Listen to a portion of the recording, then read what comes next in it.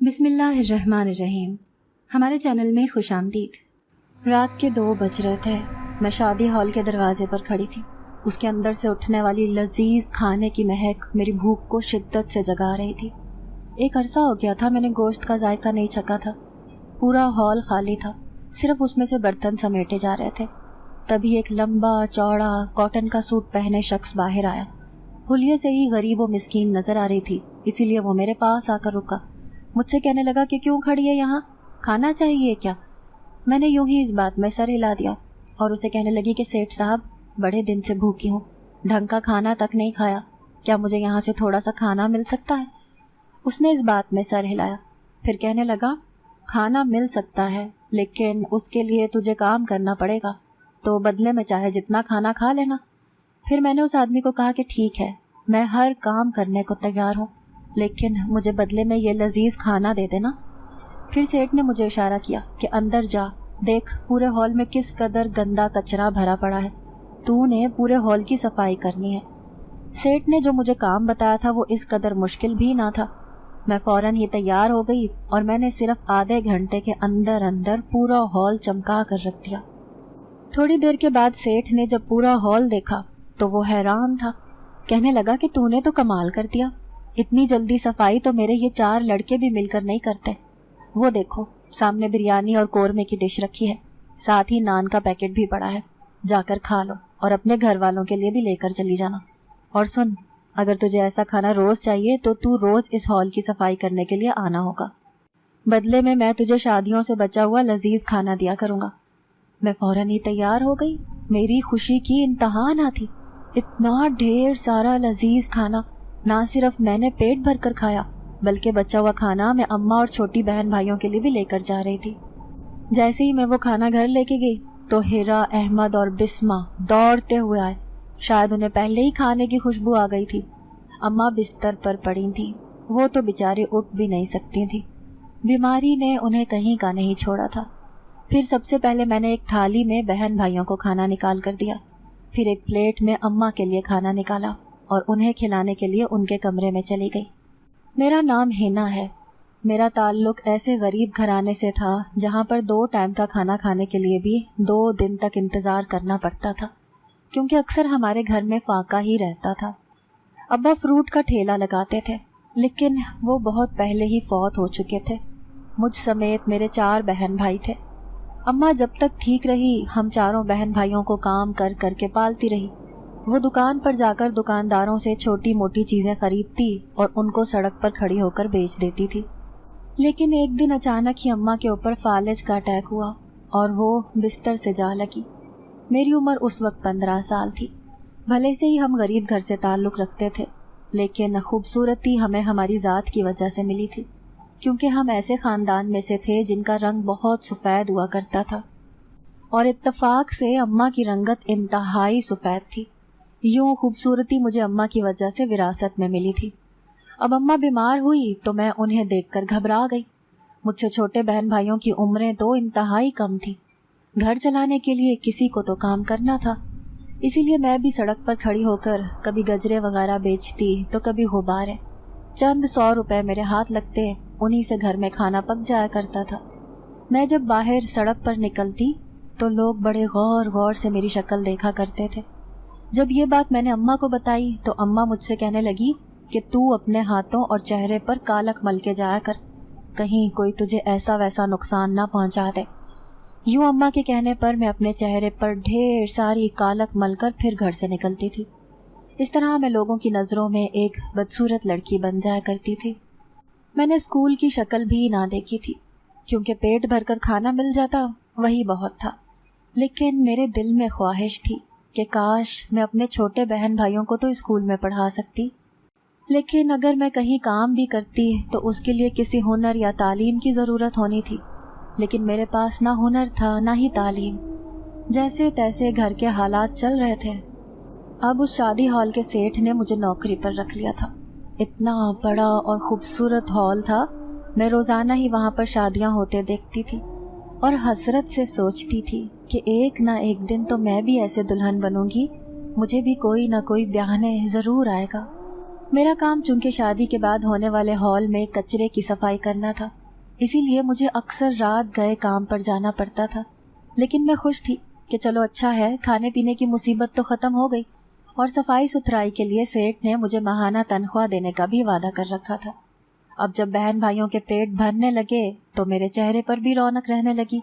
میں خوش تھی کہ وہ کھانا کھا کر وہ لوگ نہایت خوش دکھائی دیتے تھے، کیونکہ ایک تو وہ لذیذ ہوتا تھا، دوسرا یہ کہ گوشت کھانا ہم جیسے غریبوں کی اوقات نہ تھی۔ شادی ہال میں اکثر خوبصورت لباس پہنے دلہن آتی اور روتے ہوئے اس ہال سے رخصت ہو جاتی تھی۔ ایک دن اماں کی طبیعت بہت زیادہ خراب تھی اور مجھے شادی ہال میں پہنچنے میں بہت دیر ہو گئی۔ میں بمشکل اماں کو دوائی دے کر سلانے لگی، پھر چھوٹے بہن بھائیوں کو ان کا خیال رکھنے کا کہہ کر گھر سے نکل پڑی۔ میں نے ٹائم دیکھا تو آج معمول سے بہت زیادہ دیر ہو گئی تھی، تقریباً رات کے 2 بج رہے تھے۔ جیسے ہی میں ہال میں پہنچی تو یہ دیکھ کر میں حیران رہ گئی کہ ابھی تک ہال میں شادی چل رہی تھی اور ایسے لگتا تھا کہ 12 بجے کے بعد شادی شروع ہوئی تھی، کیونکہ ابھی تو بارات تک نہ آئی تھی۔ میں بھی وہیں ایک کونے میں دبک کر بیٹھ گئی۔ میرا حلیہ بھی یہ ظاہر کر رہا تھا کہ میرا تعلق انتہائی غریب گھرانے سے ہے، اسی لیے میں شرمندگی کے مارے ایسی جگہ پر چھپی تھی جہاں پر کسی کی میرے اوپر نظر نہ پڑ سکے۔ وہ شادی ہال میں موجود ایک چھوٹا سا روم تھا جہاں پر اکثر دلہنیں وغیرہ بیٹھ جایا کرتی تھیں۔ مجھے ڈر بھی لگ رہا تھا کہ ابھی دلہن آئے گی اور وہ لوگ مجھے اس کمرے سے نکال باہر کریں گے۔ ابھی بھی میں وہیں بیٹھی مہمانوں کی آوازیں سن رہی تھی کہ اچانک خوبصورت سا لال جوڑا پہنے دلہن اندر آئی۔ وہ اکیلی ہی تھی اور نہایت گھبرائی ہوئی محسوس ہو رہی تھی۔ بار بار ماتھے سے پسینہ پونچھتی، جھانک کر دروازے کی طرف دیکھتی۔ میں دروازے کے پیچھے ہی تو چھپی بیٹھی تھی۔ اچانک اس کی نظر میرے اوپر پڑی تو وہ تھوڑی حیران سی نظر آئی۔ اس کی نظر اپنے اوپر محسوس کر کے میں بھی فوراً کھڑی ہو گئی۔ اس سے کہنے لگی کہ میڈم جی معاف کر دیں، میں بس غلطی سے آج دیر سے آئی تھی تو اسی لیے یہاں آ کر چھپ گئی تھی۔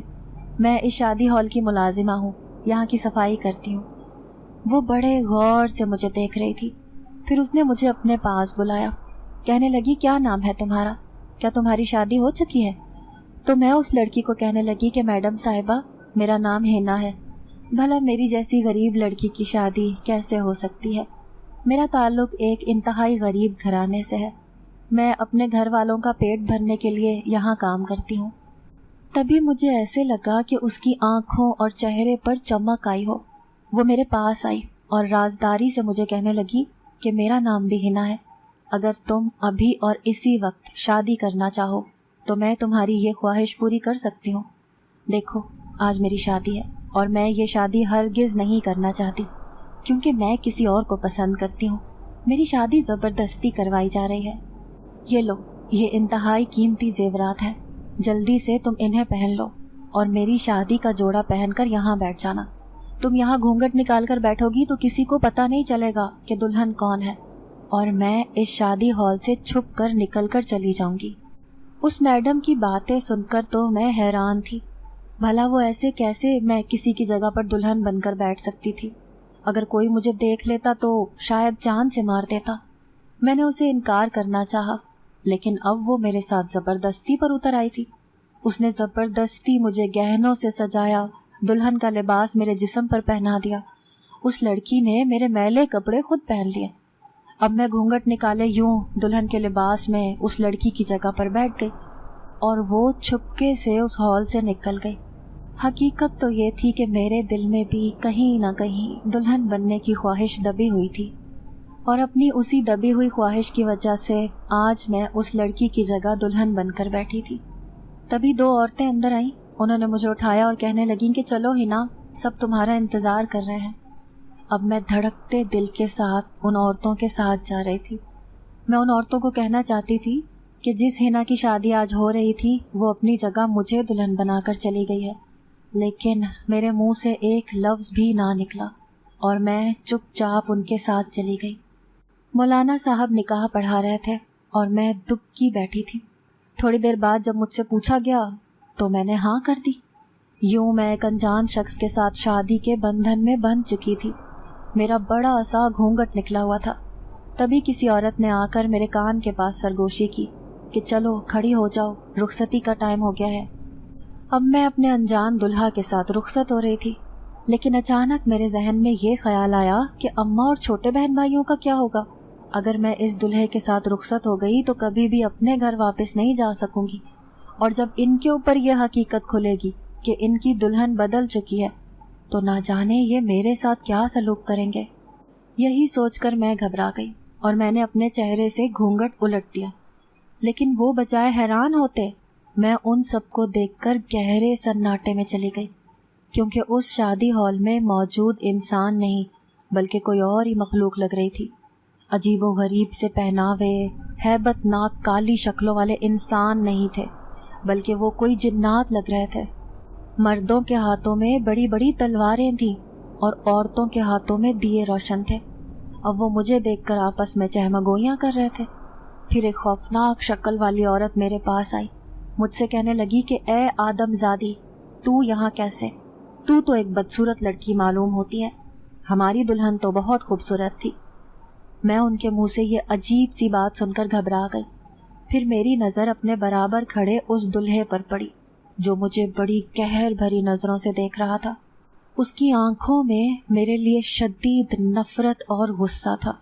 میں انہیں اٹک اٹک کر کہنے لگی کہ وہ لڑکی ان سے شادی پر راضی نہیں تھی، اسی لیے اس نے زبردستی مجھے اپنی جگہ پر بٹھا دیا۔ وہ دلہا طیش میں آ گیا، غصے سے چلانے لگا کہ اتنی بدصورت لڑکی، وہ بھی میری بیوی، مجھے ہرگز یہ منظور نہیں، اور ایسے جیسے اس کے منہ سے آگ کے شعلے نکل رہے تھے۔ سب لوگ اس کے پاس آئے، اس سے کہنے لگے کہ چونکہ اب تمہارا نکاح ہو چکا ہے تو اس لیے تم اس شادی کو توڑ نہیں سکتے ہو، اب یہی تمہاری بیوی ہے۔ اب اس عجیب سے دلہے نے میرا بازو زور سے پکڑا اور مجھے دھکا دے کر کہا، تمہیں اتنا شوق تھا شادی کا تو یہ حقیقت جان لو کہ ہم انسان نہیں ہیں بلکہ جن ذات ہیں۔ اب تم مجھ سے شادی کر کے ایک جن ذات کی بیوی بن چکی ہو۔ میں آنکھیں پھاڑے حیرت سے اس جن ذات کو دیکھ رہی تھی۔ تبھی میں نے اپنے گلے سے وہ سارا زیور نوچ کر اتارا، دوپٹہ بھی اتار کر ان کے قدموں میں پھینک دیا۔ ان سب سے کہنے لگی کہ خدا کے لیے مجھے معاف کرتا ہے، میں ہرگز اس شادی کو نہیں مانتی کیونکہ میں ایک انسان ہوں۔ اس لڑکی نے مجھے زبردستی دلہن بنا کر اس نکاح کے لیے راضی کیا تھا۔ اب میں پاگلوں کی طرح اس شادی ہال سے بھاگتی ہوئی باہر نکلی اور بنا دوپٹے کے سڑک پر بھاگتی چلی جا رہی تھی۔ سارے لوگ جو سڑک پر موجود تھے وہ حیرت سے مجھے دیکھ رہے تھے کہ دلہن کے لباس میں ملبوس یہ لڑکی کیوں ایسے بھاگ رہی ہے۔ بھاگتے بھاگتے میرے پاؤں دکھ گئے۔ جیسے ہی میں گھر میں گئی تو ایک اور قیامت میری منتظر تھی۔ میرے تینوں چھوٹے بہن بھائی رو رہے تھے اور وہ اماں کے پاس بیٹھے تھے۔ میں نے دھڑکتے دل کے ساتھ اماں کو دیکھا تو میرے جسم سے جیسے جان نکل گئی، کیونکہ اماں مر چکی تھیں اور یہ صدمہ میرے لیے کسی قیامت سے کم نہ تھا۔ آج مجھ پر دو ظلم ہو چکے تھے، ایک تو میرا نکاح ایک جن ذات کے ساتھ ہو گیا تھا اور دوسری طرف میری جان سے عزیز ہستی اس دنیا سے رخصت ہو گئی تھی۔ مجھے کپڑے بدلنے کا ہوش بھی نہ تھا۔ میں اسی لال رنگ کی قمیص شلوار میں ملبوس اماں کی چارپائی کے ساتھ بیٹھی روتی رہی۔ پھر محلے کے چند لوگ آئے، انہوں نے اماں کے کفن دفن کا بندوبست کر کے انہیں ہمیشہ کے لیے اس دنیا سے رخصت کر دیا۔ جب اماں رخصت ہو گئیں تو میں نے عورتوں کی سرگوشیاں سن لی تھیں جو میرے بارے میں ایک دوسرے سے کہہ رہی تھیں کہ یہ دیکھو ہنا کیسے شادی کا جوڑا پہن کر بیٹھی ہے، ایسا لگتا ہے اس کی ماں اس کا نکاح کسی کے ساتھ کر کے مری ہے۔ اچھا ہے، چلو اس غریب کے سر پر ہاتھ رکھنے والا کوئی تو ہوگا۔ میں ان عورتوں کی سب باتیں سن رہی تھی لیکن میں چپ چاپ روتی رہی۔ 3 دن تک تو محلے والوں کا آنا جانا رہا، پھر ہم بہن بھائی اکیلے رہ گئے یہ سب دکھ جھیلنے کے لیے۔ میں جب اس وقت کو یاد کرتی تو رونے بیٹھ جاتی کہ کہیں وہ جنات یہاں نہ آ جائیں اور مجھے اپنی دنیا میں لے کر چلے جائیں۔ چوتھے دن پھر میں نے کچن میں جا کر دیکھا تو کھانے کے لیے کچھ بھی نہ تھا۔ بہن بھائی حسرت سے میری شکل دیکھ رہے تھے اور ننھے احمد کو تو بھوک بھی بہت زیادہ لگتی تھی۔ شام کا وقت ہونے والا تھا۔ پھر میں نے انہیں تسلی دی کہ میں ابھی کھانا لے کر آتی ہوں۔ یہ کہہ کر میں نے اپنی بڑی سی کالی چادر اوڑھی اور گھر سے نکل آئی۔ میرے قدم نہ جانے کیوں خود بخود اسی شادی ہال کی طرف اٹھ رہے تھے۔ پھر یہ دیکھ کر مجھے مایوسی سی ہوئی کہ شادی ہال کے گیٹ پر بڑا سا تالا لگا ہوا تھا۔ میں وہیں کھڑی ہو کر آتے جاتے لوگوں کو دیکھنے لگی۔ میری سمجھ میں نہیں آ رہا تھا میں کروں تو کیا کروں۔ مجھے ہر حال میں گھر کھانا لے کر جانا تھا، ورنہ چھوٹے بہن بھائیوں کا مایوس چہرہ میں دیکھ نہ پاتی۔ وہیں کھڑے کھڑے مجھے رات کے 12 بج گئے۔ تبھی اچانک شادی ہال کا مالک آتا ہوا دکھائی دیا۔ وہ وہی سیٹ تھا جس نے مجھے شادی ہال میں کام پر رکھا تھا۔ پھر اس نے تالا کھولا اور ہال کے اندر داخل ہو گیا۔ اب میں بھی چپکے سے اس کے پیچھے داخل ہو گئی۔ جیسے ہی میں ہال کے اندر گئی تو میری آنکھوں کے سامنے زمین و آسمان گھوم گئے، کیونکہ وہاں شادی کی ایک شاندار تقریب چل رہی تھی۔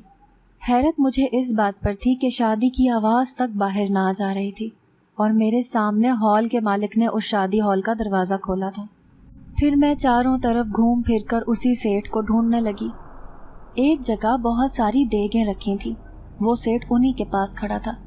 پھر میں اس کے پاس گئی اور اس سے لجاجت سے کہنے لگی، سیٹ صاحب، میرے چھوٹے بہن بھائی بھوکے ہیں، مجھے ان کے لیے کھانا چاہیے، کیا آپ تھوڑا سا کھانا دے سکتے ہیں؟ لیکن آج اس سیٹ کی آنکھیں بدلی ہوئی تھیں۔ اس نے مجھے غصے سے دیکھا، کہنے لگا کہ اب میں تمہیں اس ہال پر کام پر نہیں رکھ سکتا، کیونکہ تم نے اس مخلوق کو ناراض کیا ہے جس کی وجہ سے میرا یہ شادی ہال چل رہا ہے۔ میں نہ سمجھی سے اس سیٹ کی ساری بات سن رہی تھی۔ پھر اس سے کہنے لگی کہ میں سمجھی نہیں سیٹ صاحب، آپ کس کے بارے میں بات کر رہے ہیں؟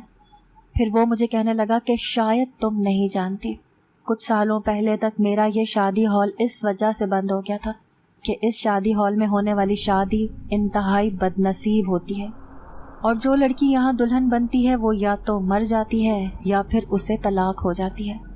ایک بار لوگوں کی بھری ہوئی بس اس شادی ہال میں بارات لے کر آ رہی تھی، تو اس بس کا بری طرح ایکسیڈنٹ ہو گیا، جس کی وجہ سے کئی لوگ جان سے ہاتھ دھو بیٹھے۔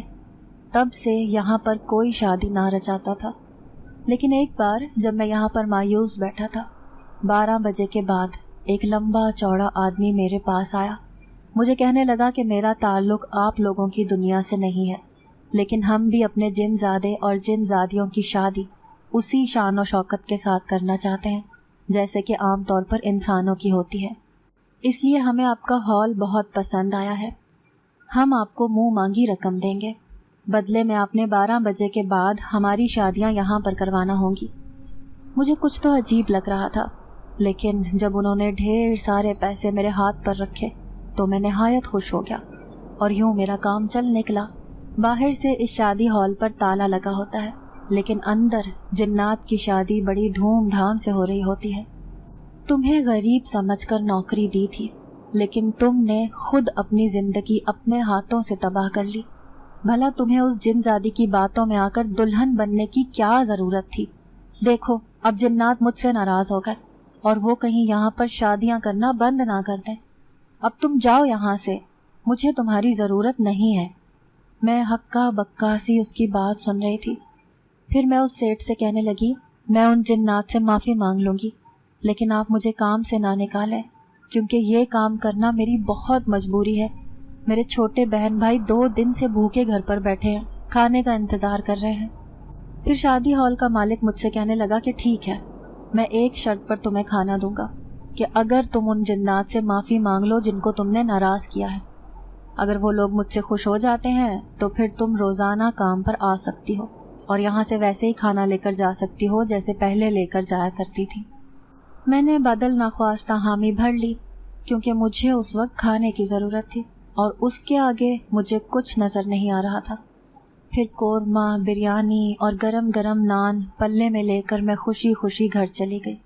وقتی طور پر میں یہ بھول گئی تھی کہ میں اس شادی ہال کے سیٹ سے کیا وعدہ کر کے آئی ہوں۔ دوسرے دن میں اپنے وعدے کے مطابق رات کے 12 بجے اسی سیٹ سے ملنے جا رہی تھی۔ پھر میں اسے جھجکتے ہوئے کہنے لگی کہ مجھے ان جنات کے بارے میں کچھ معلوم ہو سکتا ہے کہ وہ کہاں رہتے ہیں۔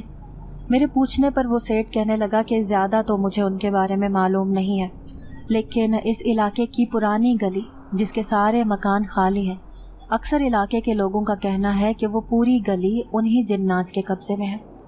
اس سیٹ کی بات سن کر تو میں تھرا کر رہ گئی۔ کیونکہ وہ گلی انتہائی خوفناک اور دہشت کی علامت تھی۔ وہاں تو کوئی بھی نہ جاتا تھا کیونکہ وہ مکان انتہائی پرانے تھے اور ٹوٹ پھوٹ کا شکار بھی۔ رات کے وقت تو دور کی بات ہے، وہاں تو دن کے وقت بھی کوئی گزرتا بھی نہ تھا۔ اب میں سوچنے لگی کہ میں کروں تو کروں کیا؟ جب تک میں ان ناراض جنات کو نہ منا لیتی تو وہ شادی ہال کا مالک مجھے کسی طور پر بھی نوکری نہ دیتا۔ اب میں بادل نخواستہ اسی گلی کی طرف جا رہی تھی۔ رات کا 1 بجنے والا تھا اور میرے قدم اسی گلی کی طرف اٹھ رہے تھے۔ گلیوں میں آوارہ کتے بھی ارد گرد سے گزر کر جا رہے تھے۔ جیسے ہی میں اس گلی کے سامنے جا کر کھڑی ہوئی تو ایک کالے رنگ کی خوفناک بلی میرے آگے سے گزر کر تیزی سے بھاگی تھی۔ اس کالی بلی کو دیکھ کر ایک آوارہ کتا انتہائی تیز بھونکنے لگا۔ ہوا کی سنسناہٹ سے میرے جسم پر کپ کپی سی ہو رہی تھی۔ انتہائی سناٹا اور خوف کا ماحول تھا۔ جبھی میں نے جا کر ایک ٹوٹے ہوئے مکان کے دروازے کے سامنے جا کر کھڑی ہو گئی۔ اس گھر میں داخل ہوئی تو وہاں کا منظر اچانک بدلا تھا۔ اب وہ ایک گھر نہیں بلکہ ایک بڑا سا محل لگ رہا تھا جس میں ہزاروں کی تعداد میں دیے روشن تھے، اور ایک کمرے کا دروازہ کبھی بند ہوتا تو کبھی خود بخود کھل رہا تھا۔ جیسے ہی میں اس کمرے میں گئی تو اچانک میری نظر ایک کرسی پر گئی جو ہل رہی تھی، لیکن حیرت کی بات یہ تھی کہ کرسی پر بیٹھا ہوا شخص دکھائی نہیں دے رہا تھا۔ پھر مجھے اپنی آنکھوں پر یقین نہ آیا جب ایک دھوئیں کا مرغولا سا ابھرا اور اس کرسی پر کوئی شخص بیٹھا ہوا تھا۔ میں کرسی کی پشت کی طرف کھڑی تھی۔ اچانک کرسی گھومی اور وہ بیٹھا ہوا شخص نظر آنے لگا۔ پھر مجھے حیرت کا جھٹکا لگا کیونکہ یہ وہی جن ذات تھا جس سے میرا نکاح ہوا تھا۔ اب وہ لال انگارہ آنکھیں لیے مجھے گھور رہا تھا۔ اس کی آنکھوں میں میرے لیے شدید غصہ تھا۔ میں نے اس کی بہت قیمتی چیز اس سے چھین لی تھی۔ پھر میں اس سے اٹک اٹک کر کہنے لگی کہ مجھے معاف کرتے، میں نے نہ سمجھی میں یہ سب کیا ہے، اس میں میری کوئی غلطی نہیں ہے، کیونکہ وہ جن زادی مجھے دلہن کا لباس زبردستی پہنا کر چلی گئی تھی۔ اس کا کہنا تھا کہ وہ آپ کو پسند نہیں کرتی اور اس شادی کے لیے اسے زبردستی مجبور کیا جا رہا ہے۔ وہ کسی اور کو پسند کرتی تھی جبھی وہ اس شادی ہال سے بھاگ کر چلی گئی تھی۔ میری یہ بات سن کر وہ انتہائی غصے سے کھڑا ہو گیا اور پھر اتنی زوردار انداز میں گرجنے لگا کہ میں بری طرح ڈر گئی۔ وہ مجھے غصے سے کہہ رہا تھا کہ اس جن زادی نے ہی مجھ سے محبت کا ڈرامہ کیا تھا۔ مجھے نہیں معلوم تھا کہ وہ مجھے یوں دھوکہ دے کر دوسرے قبیلے کے جن زاد کے ساتھ بھاگ جائے گی۔ تمہاری وجہ سے ہی یہ حقیقت مجھ پر بعد میں کھلی۔ اب تم ہی اس جن زادی کو واپس آنے پر مجبور کرو گی، اور جو عمل میں تم سے کرنے کے لیے کہوں گا تم نے وہ عمل ہر حال میں کرنا ہوگا۔ یہ عمل خطرناک ہے، یاد رکھنا، اس میں تمہاری جان بھی جا سکتی ہے، لیکن پھر بھی مجھے اس جن زادی کو ہر حال میں واپس لانا ہوگا۔ اس نے ہمارے قبیلے کے جنات سے بغاوت کر کے اچھا نہیں کیا۔ اس سے پہلے کہ وہ ہمارے سارے عملیات کی طاقت دوسرے قبیلے کے جنات کو بتا دے، تمہیں اسے واپس بلانا ہوگا۔ اس جن ذات کی یہ بات سن کر تو میں بری طرح دہشت زدہ ہو گئی۔ پھر میں اس سے کہنے لگی کہ میں تو ایک عام سی لڑکی ہوں، بھلا میں کیسے اس جن زادی کو واپس لا سکتی ہوں، کیونکہ مجھے بالکل بھی کچھ پڑھنا نہیں آتا۔ میں ایک ان پڑھ جاہل غریب لڑکی ہوں۔ خدا کے لیے آپ مجھے معاف کر دیں، مجھے ان سب چیزوں کے لیے مجبور نہ کریں مجبور۔ میرے چھوٹے بہن بھائی ہیں جن کی ذمہ داری مجھ پر ہے، لیکن وہ جن ذات کسی طور پر بھی ماننے کو تیار نہ تھا۔ مجھ سے کہنے لگا کہ جب تک تم یہ عمل کرو گی تمہارے گھر والوں کی ذمہ داری میرے اوپر ہوگی، ان تک کھانا پہنچانا اور ان کی دیکھ بھال کرنا میرا کام ہے، لیکن تمہاری وجہ سے اس قبیلے کی سب سے خوبصورت جن زادی کایا میرے ہاتھ سے نکل گئی، اسی لیے تمہیں اب یہ عمل ہر حال میں کرنا ہوگا۔ میں بے بس اور خاموش تھی۔ پھر دھیمے لہجے میں اس کے ساتھ کہنے لگی کہ آخر مجھے کرنا کیا ہوگا۔ وہ کہنے لگا کہ اماوس کی کالی رات کو میں ایک پرانے پیڑ کے نیچے بیٹھ کر جن زادی کایا کا پتلا بنا کر اس پر ایک خطرناک عمل کروں گا۔ یہ عمل میں 3 دفعہ کروں گا، اور وہ بھی 3 مختلف پتلوں کے اوپر۔ تم نے ان پتلوں کو لے جا کر الگ الگ یہاں سے دور ایک پرانے قبرستان میں قبروں میں دفن کرنا ہوگا، جو نہایت بوسیدہ اور پرانی ہوں گی، جن کے منہ کھلے ہوئے ہوں گے۔ یہ ایک ایسا عمل ہے جسے صرف انسان کر سکتے ہیں، اسی لیے تم میرا یہ کام کرو گی۔ اب میں منہ پر ہاتھ رکھ کر دہشت سے اس جن ذات کو دیکھ رہی تھی۔ بھلا میرے جیسی کمزور اور کم عمر لڑکی یہ کام کیسے کر سکتی تھی؟ پھر وہ مجھ سے رخ موڑ کر کھڑا ہو گیا، کہنے لگا کہ اب تم جاؤ، ٹھیک 2 دن کے بعد تمہیں یہاں دوبارہ آنا ہوگا۔ اگر تم نہ آئی تو میں خود تمہارے گھر پہنچ جاؤں گا اور پھر تمہارے بہن بھائیوں کے سامنے خود کو ظاہر کر لوں گا۔ یہ سب کہہ کر اب وہ میری نظروں کے سامنے سے غائب ہو گیا۔ اب جیسے ہی میں اس کھنڈر سے نکلی تو وہ ایک دم سے پرانے گھر میں تبدیل ہو گیا تھا۔ جب میں اس آسیب زدہ گلی سے باہر نکل رہی تھی تو اس علاقے کے چوکی دار نے مجھے عجیب سی نظروں سے دیکھا تھا۔ سر سے لے کر پاؤں تک وہ مجھے ایسے دیکھ رہا تھا جیسے میں کوئی لڑکی نہیں بلکہ ایک خوفناک چڑیل تھی۔ اس سے نظر بچا کر میں فوراً ہی اس گلی سے نکل آئی تھی۔ نہ جانے وہ جن زادہ اس جن زادی کایا کے ساتھ کیا کرنا چاہتا تھا۔ دوسرے دن میں گھر پر ہی تھی اور اب مجھے جن زادے کی طرف سے بلاوے کا انتظار کرنا تھا۔ اچانک ہی گھر کا دروازہ بجا۔ جب میں دروازہ کھولنے گئی تو یہ دیکھ کر مجھے حیرت ہوئی کہ کالی چادر میں ملبوس ایک شخص منہ چھپا کر گیٹ پر کھڑا تھا اور اس کے ہاتھ میں ایک بڑا سا تھال تھا جس میں لذیذ کھانا رکھا ہوا تھا۔ اس نے عجیب سے ناراض سے انداز میں مجھے دیکھا اور تھال میرے ہاتھ میں تھما کر چلا گیا۔ میں سمجھ گئی تھی کہ یہ کھانا کہاں سے آیا تھا۔ میں نے اس کھانے کی طرف نظر اٹھا کر بھی نہ دیکھا اور وہ چھوٹے بہن بھائیوں کو دے دیا۔ وہ سب مزے لے لے کر اسے کھا رہے تھے۔ پھر دوسرے دن میری آدھی رات کو آنکھ کھلی جب مجھے اپنے کانوں میں کسی کی آواز سنائی دی، چلو آؤ میرے پاس، تمہارا وقت ہو گیا ہے میرے لیے عمل کرنے کا۔ اب میں کسی مدہوش انسان کی طرح اٹھی اور گھر سے باہر نکل آئی۔ گھر کی گلی میں حسب معمول سناٹا چھایا ہوا تھا جو مزید دہشت میں اضافہ کر رہا تھا۔ میں چوکیدار کی نظروں سے بچ کر یہاں سے نکلنا چاہتی تھی کیونکہ اس دن جیسے وہ مجھے دیکھ رہا تھا اس کی آنکھوں سے میں بہت خائف ہو گئی تھی۔ یوں تو ہمارے کتے ہر گلی میں پھرتے دکھائی دیتے تھے، لیکن مجھے حیرت ہوتی تھی کہ جس گلی میں وہ جنات رہتے تھے وہاں پر ایک بھی آوارہ کتا نہ نظر آتا تھا۔ اب میں اسی کھنڈر نما مکان میں پہنچ چکی تھی۔ پھر اچانک میری آنکھوں کے سامنے سے منظر بدلا۔ اب وہی کالی سیاہ رات میں جن زادہ میرا انتظار کر رہا تھا۔ جب میں ڈرتے کانپتے اس کے سامنے جا کر کھڑی ہوئی تو وہ مجھے کہنے لگا کہ تمہیں شاید معلوم نہیں ہے، آج اماوس کی کالی رات ہے۔ آج کی رات میں یہ عمل کر چکا ہوں، بس تمہیں اس پتلے کو لے جا کر پرانے قبرستان کی کسی پرانی قبر میں دفنانا ہوگا۔ یہ یاد رکھنا، تم نے کسی قبر کو خراب نہیں کرنا ہے، بلکہ جو پہلے سے ہی خراب قبر ہو یا جس کا منہ کھلا ہوا ہو، تم نے صرف اسی میں جا کر اسے ڈال دینا ہے۔ اب میں نے اس کے ہاتھ سے وہ پتلا لے لیا تھا اور اسے اپنے دوپٹے میں چھپا لیا۔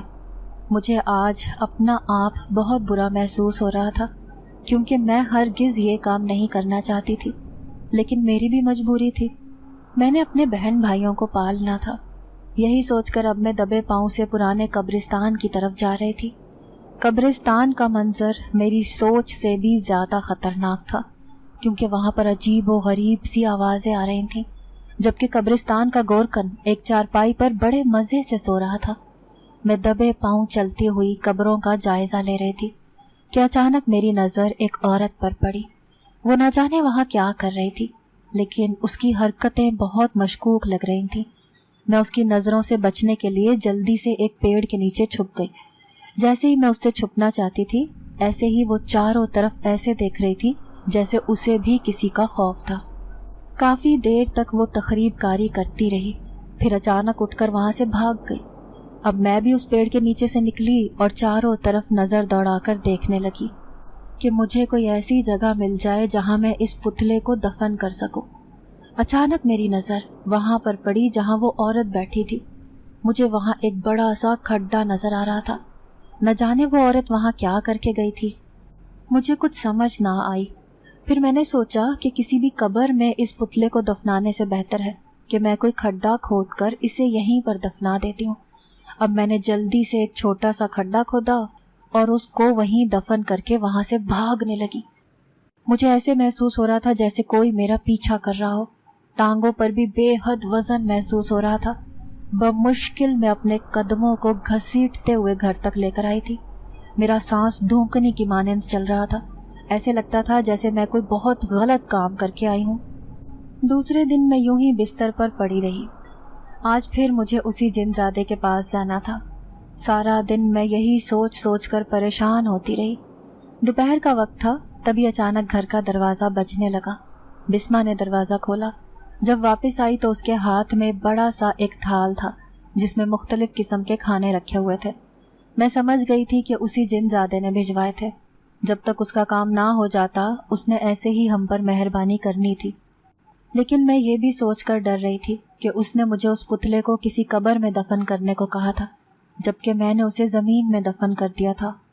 मैं ये सोचकर भी खौफजदा थी कि कहीं उसको इस बात का पता ना चल जाए। फिर अचानक ही मोहल्ले में शोर सा होने लगा। मैं भी दरवाजे के करीब छुपकर लोगों की बातें सुनने लगी। सभी मोहल्ले में इकट्ठे हो रहे थे। एक आदमी गुस्से से कह रहा था कि कौन है ऐसा शख्स जो कब्रिस्तान में जाकर कब्रों को खोद कर उनकी बेहुरमती कर रहा है। मेरे तो मानो बदन में कांटों तो लहू नहीं के मुसादिक बुरी हालत हो रही थी। फिर अचानक मेरे जहन में उसी औरत का ख्याल आया जो कल रात को मेरे सामने यही हरकत कर रही थी। मैंने शुक्र अदा किया कि मैंने किसी कब्र को नुकसान नहीं पहुंचाया था, लेकिन ज़्यादा अंधेरा होने की वजह से मैं उस औरत की शक्ल नहीं देख सकी थी। फिर दूसरे दिन मैं उसी जिनजादे के मकान की तरफ चली गई। वो मुझसे खुश नज़र आ रहा था। कहने लगा कि बज़ाहिर तो तुम एक आदमजादी हो, लेकिन चूंकि हमारा निकाह हो चुका है तो इसीलिए अभी भी तुम मेरी बीवी हो। मुझे उसकी ये बात बहुत नागवार गुजरी। फिर मैंने उसके हाथ से पुतला लिया और अपना रुख उसी कब्रिस्तान की तरफ कर लिया। मुझे ऐसे महसूस हो रहा था जैसे कोई मेरा पीछा कर रहा हो। किसी के कदमों की आवाज़ मैं बआसानी अपने पीछे सुन सकती थी। मैं बार बार पीछे पलट कर देखती तो पीछे कोई भी मौजूद ना होता। इससे पहले कि मैं अपना काम करती, आज फिर वही औरत अपना काम कर रही थी। आज मैं उसकी शक्ल देख लेना चाहती थी ताकि पता लग सके कि ये कौन है और क्या काम करती है।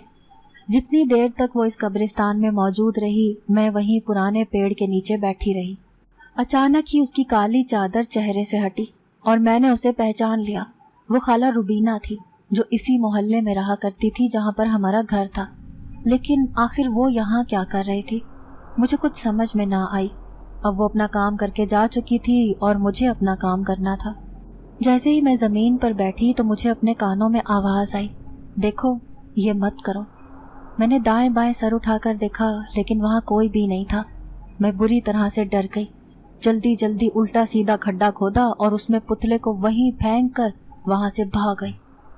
मैं सहमे हुए दिल और लरसते कांपते वजूद के साथ चली आ रही थी कि अचानक चौकीदार ने मुझे गली में से जाते हुए देख लिया। वो बड़ी मशकूक नज़रों से मुझे देख रहा था। फिर उसने मुझे बीच रास्ते में रोक लिया। मुझसे कहने लगा कि तुम कहाँ से आ रही हो लड़की। मैं उसके सामने हकला कर बोलने लगी कि चाचा, मैं तो यहाँ से थोड़ी दूर एक शादी हॉल में काम करती हूँ, मैं इस वक्त वहीं से आ रही हूँ। मैंने उसे कह तो दिया था, लेकिन फिर भी उसकी आंखों में मेरे लिए साफ शक दिखाई दे रहा था। फिर मैं चुपचाप नज़र झुकाकर वहाँ से गुजरती हुई अपने घर आ गई। अभी मैं सोई भी न थी कि अचानक मुझे अपनी चारपाई के पास खड़ा हुआ किसी का वजूद महसूस हुआ। वो औरत काला बुर्का पहनकर मेरी चारपाई के पास खड़ी थी। मैं चीखने ही वाली थी कि उसने मुझे चुप रहने का इशारा किया। मैं चुपचाप उसे देखने लगी। फिर उसने अपने चेहरे पर से बुर्का हटा दिया जिसमें उसका चेहरा छुपा हुआ था। मैं ये देखकर हैरान रह गई, क्योंकि ये वही जिनजादी थी जिसने ज़बरदस्ती मुझे दुल्हन बनाकर अपने होने वाले दुल्हा से मेरी शादी करवा दी थी। मुझे उसे देखकर बहुत गुस्सा आया, क्योंकि उसी की वजह से मेरी ज़िंदगी आज इतनी परेशानियों का शिकार थी और मुझे वो काम करने पड़ रहे थे जिन्हें मैं हरगिज़ नहीं करना चाहती थी। फिर वो जिनजादी मेरे करीब आई। मुझे कहने लगी कि देखो, मुझसे डरो मत, मैं तुम्हें एक बात बताना चाहती हूँ। मैं जानती हूँ कि मैंने तुम्हारे साथ बहुत गलत किया है, लेकिन उस शैतानी सिफ्त जिनजादे से जान छुड़ाने का मेरे पास और कोई रास्ता ना बचा था, इसीलिए मैं जल्दी से वहाँ से भाग गई थी। अब मैंने दूसरे जिनजादे से शादी कर ली है اور میں اپنی زندگی میں نہایت خوش ہوں، لیکن تم جو کام کر رہی ہو مجھے اس کام سے بہت تکلیف پہنچ رہی ہے، اور تم مجھے کیا نقصان پہنچانا چاہتی ہو اس میں تمہارا کوئی فائدہ نہیں ہوگا، الٹا اسی جن زادے کو فائدہ ہوگا اور تم ایسے ہی خالی ہاتھ رہ جاؤ گی۔ پھر میں اس جن زادی کو کہنے لگی کہ اگر میں نے یہ کام نہ کیا تو وہ مجھے جان سے مار ڈالے گا۔ تبھی وہ جن زادی کہنے لگی کہ وہ تمہیں ہرگز جان سے نہیں مارے گا، اگر تم یہ کام کرنا بند کر دو گی تو میں تمہارے ساتھ ہر مشکل میں کھڑی رہوں گی، اور وہ جن زادہ مجھ سے زیادہ طاقتور نہیں ہے بلکہ میری طاقت اس سے کہیں زیادہ ہے، وہ تمہارے ذریعے جو بھی کام کروا رہا ہے اس سے اس کی طاقت میں اضافہ ہوگا اور میرے جسم کی تمام طاقتیں اس کو مل جائیں گی۔ اگر تم اس کو کمزور کرنا چاہتی ہو تو جو پتلے تم نے دفنائے ہیں انہیں جلا کر راکھ کر دو تاکہ وہ کمزور ہو جائے اور اپنے ناپاک ارادوں میں کامیاب نہ ہو سکے، کیونکہ وہ مجھے کسی بھی طرح کمزور کر کے واپس اسی قبیلے میں لانا چاہتا ہے جو کہ شیطانی جنات سے بھرا پڑا ہے۔ جس قبیلے میں میری شادی ہوئی ہے وہ ایک نیک جنات کا قبیلہ ہے اور میں اپنی زندگی میں نہایت خوش ہوں، لیکن ہمارے قبیلے کے جنات بہت خون خرابہ کرنے والے اور ہنگامہ خیز فطرت کے مالک ہیں، وہ کسی بھی انسان یا جنات کو نقصان پہنچانے سے گریز نہیں کرتے، اسی لیے آج تم میرا ساتھ دو اور ان کے ناپاک ارادوں کو ناکام کر دو۔ میرا تم سے وعدہ ہے کہ میں تمہیں کوئی نقصان نہیں پہنچنے دوں گی، بلکہ تمہارے بہن بھائیوں سمیت تمہارا بھی بھرپور طریقے سے خیال رکھوں گی۔ اگر تم نے یہ سب کام بند کر دیا تو میں تمہیں اتنا بڑا انعام دوں گی کہ تمہاری ساری زندگی کے لیے وہ انعام کافی ہوگا، تمہیں کسی کے آگے ہاتھ پھیلانے کی ضرورت نہیں پڑے گی۔ اس جن زادی کی باتیں سن کر میں نہایت پریشان ہو گئی۔ ایک طرف تو وہ جن زادی تھی جس کے چہرے پر روشنی پھوٹ رہی تھی، اور دوسری طرف وہ عیار جن زادہ تھا جس کے ارادے بھی مجھے مکروا محسوس ہوتے تھے۔ پھر میں نے ہمت پکڑی، میں نے اسی جن زادی کا ساتھ دینے کا فیصلہ کیا۔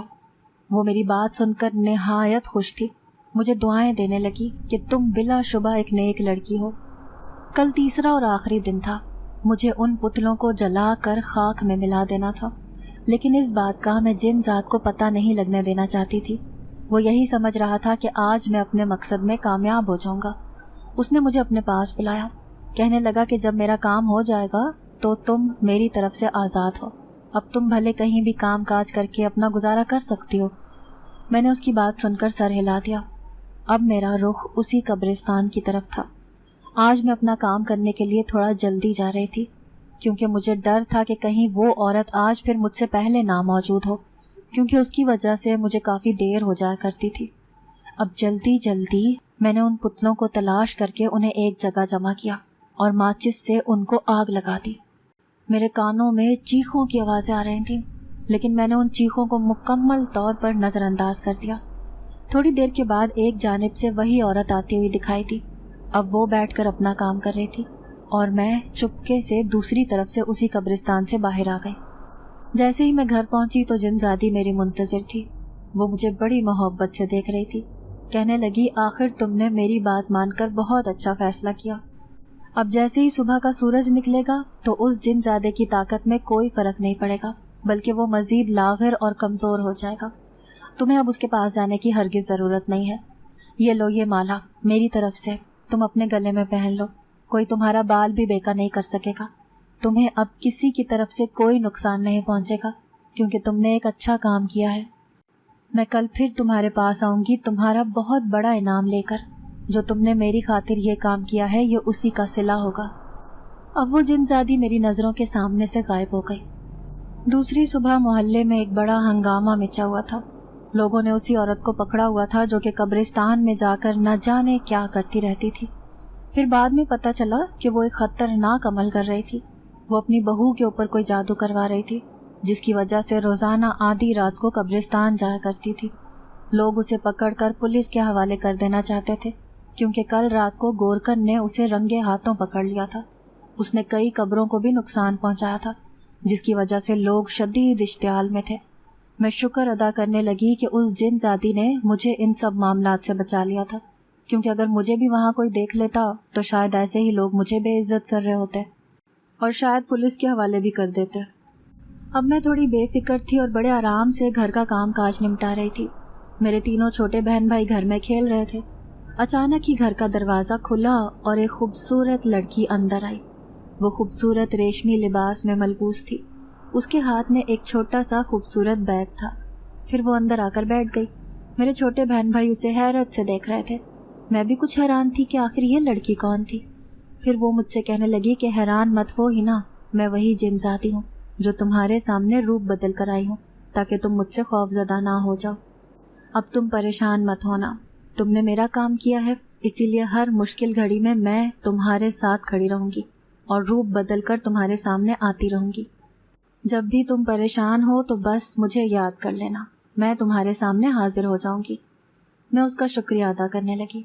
कहने लगी कि मैं ज़िंदगी में ज़्यादा कुछ नहीं चाहती, लेकिन बस अपने बहन भाइयों को अच्छे तरीके से पालना चाहती हूँ, इन्हें अच्छी ज़िंदगी देना चाहती हूँ। फिर वो मुस्कुराई। कहने लगी कि अब तुम्हें उस शादी हॉल के सेठ के पास काम करने की कोई ज़रूरत नहीं है, क्योंकि मेरे पास तुम्हारे लिए एक बहुत बड़ा इनाम है जिसे पाकर तुम अपनी ज़िंदगी बदल लोगी। फिर उसने उस बैग को मेरे हवाले किया। उसमें इतनी ढेर सारी दौलत थी कि उसे देखकर मैं हैरान थी। फिर वो कहने लगी कि मैं तुम्हें बताना चाहती हूँ कि उस जिनज़ादे का क्या हाल हुआ है। जैसे ही तुमने वो अमल उल्टा कर दिया था तो उस अमल के असरात की वजह से अब वो निहायत कमज़ोर हो चुका है और अपनी ताकत भी खो बैठा है। ना ही वो मेरे साथ बुरा करने की कोशिश करता और ना ही उसका ये अंजाम होता, क्योंकि कहते हैं ना कि जो दूसरों के लिए खड्डा खोदता है तो उसी में गिर जाता है। मैं उसे लाख समझाती थी कि बुरे अमाल ना किया करो, मुझे ये फितरत पसंद नहीं, लेकिन वो अपनी हरकतों से बाज नहीं आता था। जब ही तो मैं उससे जान छुड़ाकर भाग गई थी। अब तुम भी अपनी ज़िंदगी में कभी भी परेशान मत होना, मैं तुम्हारे साथ मौजूद रहूँगी। मैंने ही तुम्हें इस मुश्किल में फंसाया था, अब मैं ही तुम्हें हर मुश्किल से बचाया करूँगी। फिर वो मुस्कुरा कर कहते हुए मेरे सामने से गायब हो गई। मेरा दिल आज न जाने क्यों इतना खुश था, शायद इस वजह से कि मैं भी एक इज़्ज़त वाली ज़िंदगी गुजारना चाहती थी और अपनी माँ के बाद अपने बहन भाइयों की अच्छे तरीके से परवरिश करना चाहती थी। मैं मोहल्ले वालों पे हरगिज़ ये जाहिर नहीं करना चाहती थी कि इतना पैसा मेरे पास कहाँ से आया था, इसीलिए उसे बड़े एहतियात से खर्च कर रही थी। फिर मैंने उन तीनों को एक स्कूल में दाखिल करवा दिया और ख़ुद अपने ही घर में एक छोटी सी दुकान खोल ली ताकि लोगों को ये महसूस हो कि मैं ये दुकान चलाकर अपने घर का गुजारा कर रही हूँ। मैं दिल से दुआ करती थी कि वो जिनज़ादी अपने शौहर के साथ हमेशा खुशियों भरी ज़िंदगी बसर करती रहे, जिस तरह उसने मुझे आज खुशियों से हमकिनार किया था। नाज़रीन, अगर आपको आज की ये कहानी अच्छी लगी हो तो वीडियो को लाइक ज़रूर करें। अगर आपको ऐसी दहशतनाक, दिल को जकड़ देने वाली कहानियाँ पसंद हैं तो ऐसी एक कहानी रोज़ाना सुनने के लिए हमारे चैनल को सब्सक्राइब करें। इजाज़त चाहते हैं, अल्लाह हाफ़िज़।